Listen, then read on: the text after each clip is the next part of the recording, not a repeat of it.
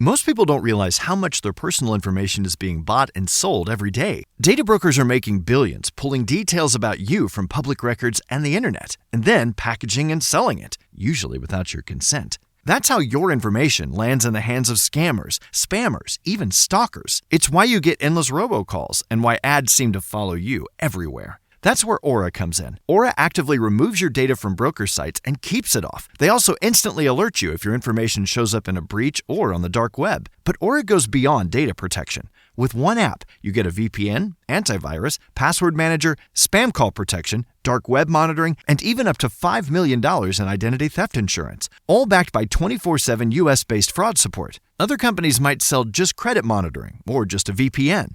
Aura gives you all of it, together, at the same price competitors charge for just one service. Start your free trial today at aura.com/remove. Protect yourself now at aura.com/remove. Did you know we have completely ad-free early access to all of our episodes? Well, we do. Not only that, but we have dozens of bonus episodes waiting for you. Head on over to patreon.com/ghosttownpod, and you can check it out for 7 days absolutely free. That's patreon.com/ghosttownpod. You don't know Jack. I'm Jason Horton. I'm Rebecca Lieb. And this is Ghost Town.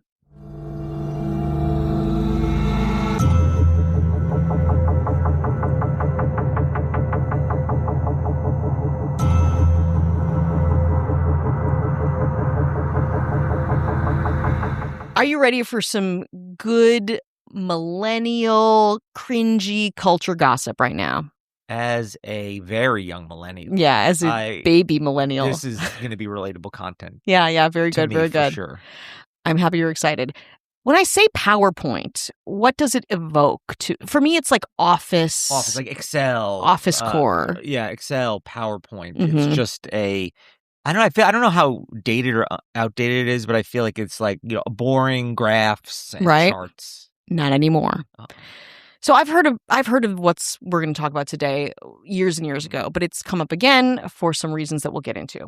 So there is a PowerPoint out there. It's 30 pages long, a PowerPoint page. So it's got bullet points. I'm going to show it to you in a moment about the relationship between Lorde, the pop star, and Jack Antonoff, the star producer, kind of a thing. And it is comprehensive. Bleachers, right? Mm-hmm. Fun. Yeah. Period? Yeah. I thought it was an exclamation point, but you're right. It is a period. It's just a period. Yeah. Fun. So the year was 2018 when a Lorde fan with the handle BuzzKillery on Twitter posted a 30-page PowerPoint entitled Lorde and Jack Antonoff, An Emotionally Broken Journey. Just take a look at this PowerPoint. Just peruse it. There's a lot going on. You're looking through the pages. There's a disclaimer.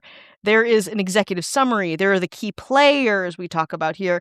There is dictionary terminology. There are the audacity. There are chat points. There are heteronormativity commentaries. There are Green Light Part 2, Sober, the songs. So those are the songs that they're dissecting. Lena Dunham's up in this. Lena Dunham is up in this. Yeah. We'll talk about why. Taylor Swift, a minor player. Interesting. She hates that. Yeah. She hates being called that. One. No, she wants to be major player. What are your thoughts just kind of looking through this?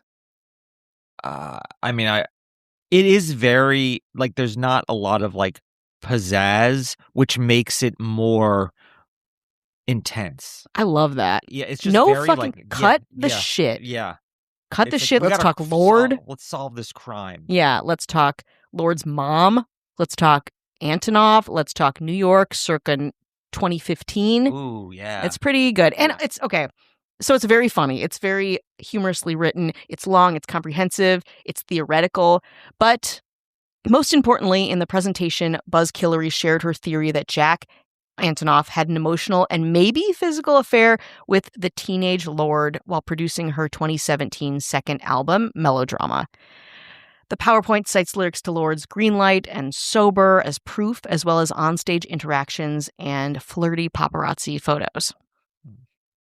According to the PowerPoint, the alleged affair began when Lorde moved into Jack and Lena Dunham's Brooklyn apartment. They were dating at the time in 2015 while they worked on the album.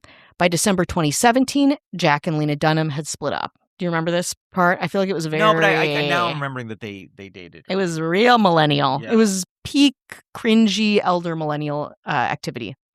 In the 8 years since, I have kind of forgotten about the PowerPoint, and it's become kind of an artifact of what Twitter used to be, fun. It also remained largely unproven, that is, until Lena Dunham's new memoir, Fame Sick, was published in April.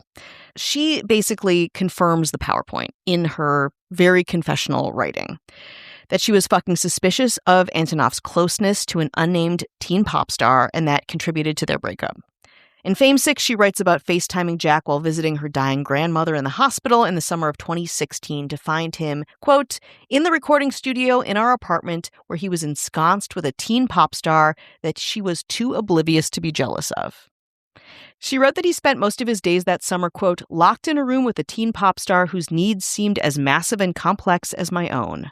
When Lena later suggested to her boyfriend that the relationship with the singer was striking an odd note and that she was wanting something from him that he couldn't give, he apparently told her, quote, you're just mad because she didn't want to be your friend. Lena Dunham had some health issues at the time related to her endometriosis, which she talks about in the book. I have not read the book myself, but she has done a lot of press around this issue.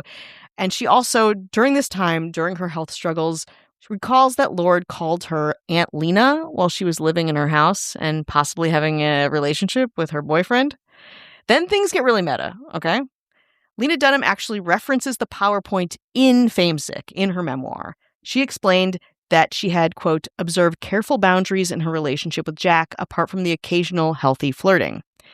Quote, if I wanted to look, perhaps I may have seen that Jack was not observing them as closely as I was, she wrote. I wasn't paying attention, but the internet sure was, and they made some pretty amazing PowerPoints on the issue, so convincing they had me rethinking events that I myself had been present for. It's the internet turning in on itself, being made into a book. Lena Dunham revealed that she'd actually reached out to the maker of this PowerPoint herself in a weak moment. In the book, she says, the PowerPoint maker, quote, immediately asked if I wanted to go on her podcast. She wrote, I did not.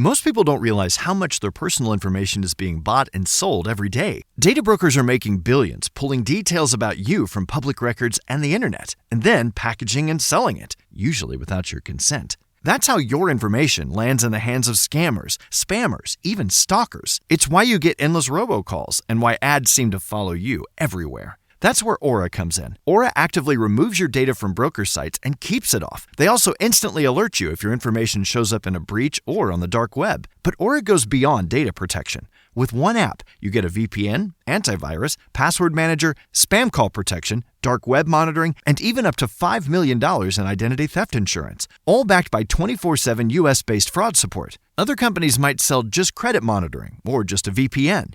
Aura gives you all of it, together, at the same price competitors charge for just one service. Start your free trial today at aura.com/remove. Protect yourself now at aura.com/remove.